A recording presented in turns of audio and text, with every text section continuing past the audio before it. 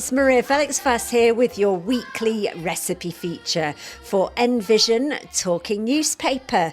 Now, last week I promised you the recipe for mince pies because it's getting that Christmassy feel. So, as usual, I'll give you the recipe, what you'll need to make them and how, but do be prepared to stop and start the recording as you work through the various stages of making these.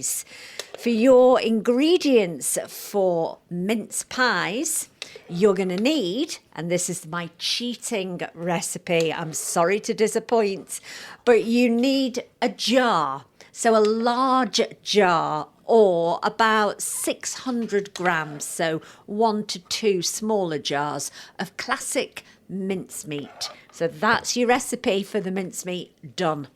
You also then need the perfect pastry.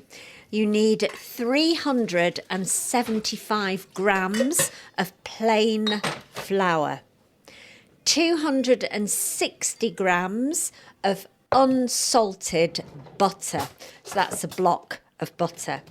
And then you also need 125 grams of caster sugar, plus a little bit extra for sprinkling on the top. You also need 1 large egg, plus a little bit of beaten egg for glazing on the top.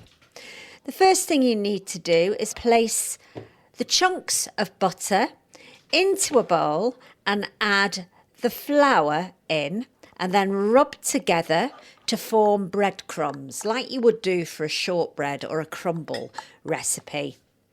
Once you've done that, then you add your caster sugar and you break in 1 large egg and beat it up and start mixing all that together. So this is instead of using water in your pastry, you're actually using the egg to bind it together, and it gives it that nice richness. So once you've done that, you then tip that out onto a lightly floured surface and you fold it until the pastry comes together. Once you've made your pastry, wrap it in cling film and just pop it in the fridge for 10 minutes just to chill. The next thing you need to do is heat your oven to about gas mark 6. That's 200 degrees Celsius, so quite a high temperature here. And then you need to take a bun case tin or muffin case tin. And then what you do then is when your pastry is ready, you take it out of the fridge and you roll it out to 3 millimeters thick. And you keep rolling it and turning it over so it doesn't stick to the board.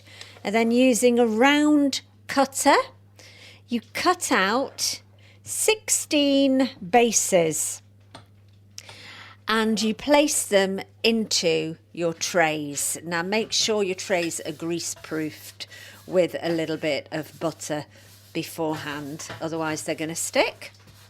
So you put your base of your pastry down and then you open your jar. Oh, that smells lovely. And you start spooning out. So you need about 1.5 spoons in each little base.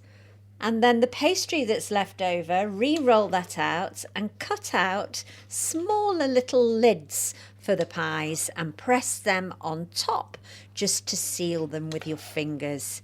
Glaze the tops with a bit of beaten egg. Sprinkle with the extra caster sugar that you've got and then make a small cut at the top of the pie. Bake the mince pies for about 15 to 20 minutes in the oven until they are ready or slightly brown on top. And then when you bring them out, leave them to cool before releasing them from the trays and then dust them with a little bit of icing sugar before serving. And remember, if you followed my recipe for a Christmas cake the other week, then it's time to turn it over and pour a little brandy on it.